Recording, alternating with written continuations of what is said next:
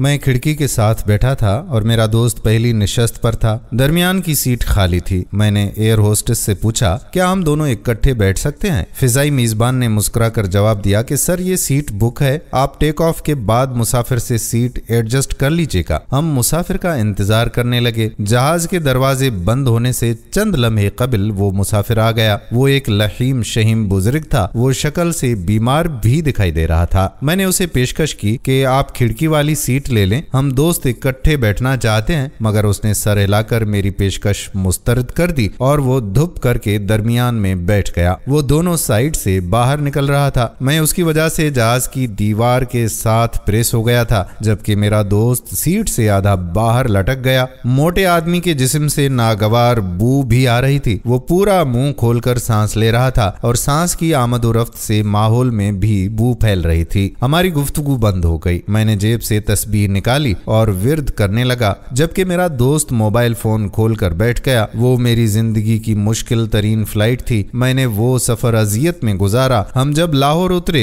तो मैंने अपनी हड्डियां पसलियां गिनी और इत्मीनान का सांस लिया। हम एयरपोर्ट से बाहर आ गए। मैंने अपने दोस्त से पूछा कि सफर कैसा था? वो हंसकर बोला, जबरदस्त। मैंने मोबाइल फोन पर किताबें डाउनलोड कर रखी हैं। मैं सफर के दौरान किताब पढ़ता रहा। मैंने पूछा कि क्या तुम मोटे आदमी की वजह से डिस्टर्ब नहीं हुए? वो हंसकर बोला, शुरू के 2 मिनट हुआ था, लेकिन फिर मैंने एडजस्ट कर लिया। मैंने अपनी कहनी और पसलियां उसके पेट में घुसा दी थी और चुपचाप किताब पढ़ता रहा। मैंने पूछा, और क्या तुम उसकी बदबू से भी बेजार नहीं हुए? वो हंसकर बोला, शुरू में हुआ था, लेकिन मैं जब किताब में गुम हो गया तो बू आना बंद हो गई। मैंने हैरत से उसकी तरफ देखा और फिर कहा, लेकिन मैं पूरे सफर के दौरान तंग होता रहा। मेरी सांस तक उलझती रही। मैं अल्लाह से दुआ कर रहा था कि या अल्लाह, ये सफर कब खत्म होगा? वो हंसा और बोला, मैं भी ऐसी सूरत हाल में परेशान हुआ करता था, लेकिन फिर मैंने अपनी परेशानी का हल तलाश कर लिया। मैं अब एडजस्ट कर लेता हूँ। मैं रुक गया और उसे गौर से देखने लगा। वो बोला, हम उस मोटे के सिर्फ 35 मिनट के साथी थे। वो आया,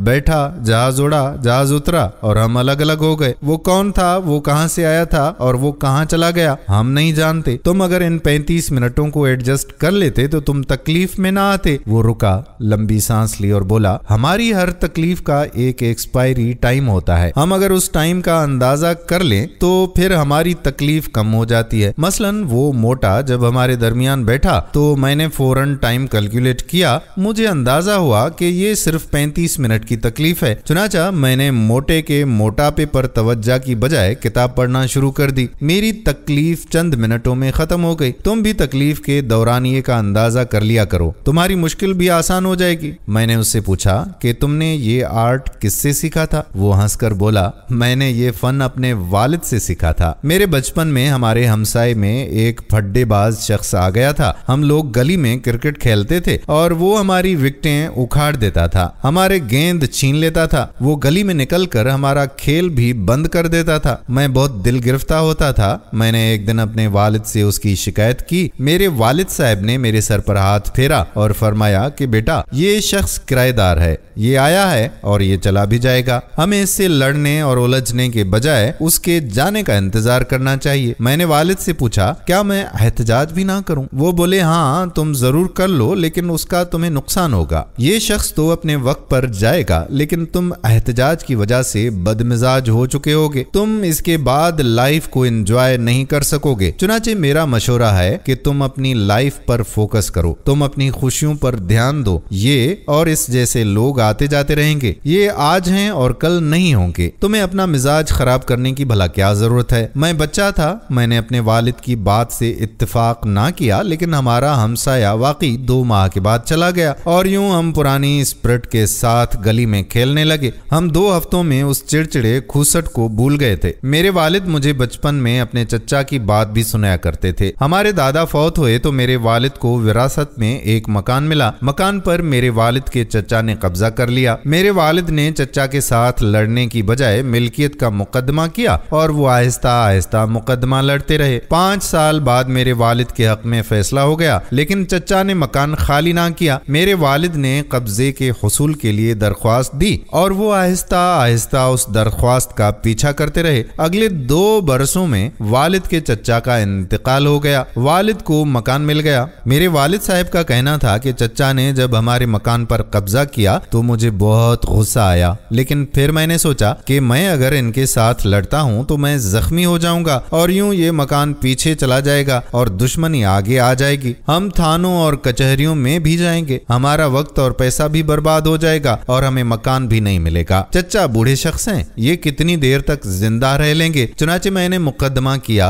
और आहिस्ता आहिस्ता मुकदमा चलता रहा, यहाँ तक कि चचा तबाही जिंदगी गुजार कर फौत हो गए। मुझे अपना मकान भी मिल गया और मेरे सब्र का सिला भी। मेरे चचा ने जब मकान पर कब्जा किया था तो वो फकत एक मकान था। 8 सालों में हमारी गली कमर्शलाइज्ड हो चुकी थी, मकान की कीमत में 20 गुना इजाफा भी हो गया। यूं मुझे मकान भी मिल गया और मालियत में भी 20 गुना इजाफा हो गया। मैं इस दौरान इत्मीनान से अपने दफ्तर भी जाता रहा। मैंने अपने बच्चे भी पाल लिए और मैं जिंदगी की खुशियों से भी लुत्फ अंदोज होता रहा। मेरे वालिद मुझे ये वाकया सुनाने के बाद अक्सर कहा करते थे कि आप जब भी तकलीफ में आए आप उस तकलीफ का दौरानिया कैलकुलेट करें और अपनी तवज्जो किसी तामीरी काम पर लगा दें, आपको वो तकलीफ नहीं लगेगी। मैंने अपने वालिद की बात पल्ले से बांध ली, चुनाचे मैं तकलीफ का दौरानिया निकालता हूँ और अपनी तवज्जो किसी तामीरी काम पर मबजूल कर लेता हूँ। ये कहकर वो खामोश हो गया। ये नुक्ता मेरे लिए नया भी था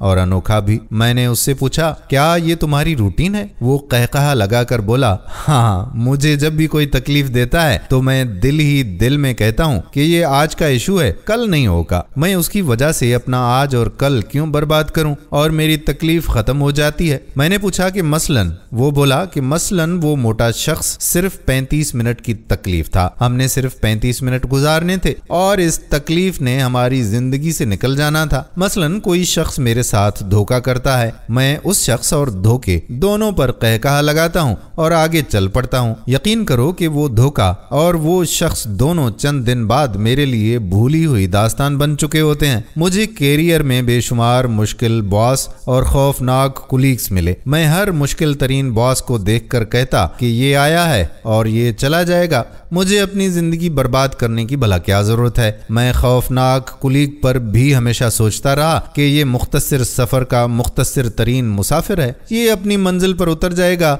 या फिर मैं अपने स्टॉप पर चला जाऊंगा, मुझे इससे लड़ने की भला क्या जरूरत है। आप यकीन करो कि मेरे मुश्किल बॉस भी चले गए और खौफनाक कुलीग्स भी, और यूं मेरा सफर जारी रहा। मेरी जिंदगी मजे से गुजरी और बड़े मजे से गुजर रही है। वो रुका, हंसा और बोला, आप भी हकीकत पल्ले से बांध लो, जिंदगी 35 मिनट की फ्लाइट है। आप साथी मुसाफिर की वजह से अपना सफर खराब ना करो। आप तकलीफ का दौरानिया देख लो और अपनी तवज्जो किसी दूसरी जानिब मबजूल कर लो, आपकी जिंदगी भी अच्छी गुजरेगी। मैंने हाँ में सर हिलाया। वो अपनी गाड़ी में बैठ गया और मैं अपने दफ्तर चला गया। लेकिन वो दिन है और आज का दिन है, मैं जब भी किसी मसले किसी भी तकलीफ का शिकार होता हूँ मैं दिल ही दिल में दोहराता हूँ कि ये 35 मिनट की फ्लाइट है, ये खत्म हो जाएगी और मैं जल्द इस तकलीफ को भूल जाऊंगा। मुझे कल ये याद भी नहीं रहेगा मैं कभी एक ऐसे मुसाफिर के साथ बैठा था जिसकी वजह से मेरा सांस बंद हो गया था और जिसने मुझे पोस्टर की तरह दीवार के साथ चिपका दिया था। जिंदगी का सफर इंतहाई मुख्तसर है। हम अगर इस मुख्तसर से सफर को शिकायत का दफ्तर बना लेंगे तो ये मुख्तसर सफर मुश्किल हो जाएगा। हम अपनी मंजिल से हजारों मील पीछे उतर जाएंगे। चुनाचे जाने दें तकलीफ देने वालों को भी और अपने आप को भी, सिर्फ सफर पर तवज्जो दें और यकीन करें कि हमारी मुश्किल, हमारी तकालीफ खत्म ही हो जाएंगी इंशाअल्लाह। दोस्तों, हम उम्मीद करते हैं कि हमारी ये आज की वीडियो आपको जरूर पसंद आई होगी और अगर आप भी ऐसी तकालीफ से गुजर रहे हैं तो इन बातों पर अमल करें और आगे बढ़ते रहें और इस वीडियो को अपने दोस्तों के साथ शेयर करें ताकि वो भी आगे का सफर जारी रख सकें। आने वाली वीडियो तक आपका अपना मेजबान कादिर बख्श कल्होड़ो आपसे इजाजत चाहता है। फी अमानुल्लाह।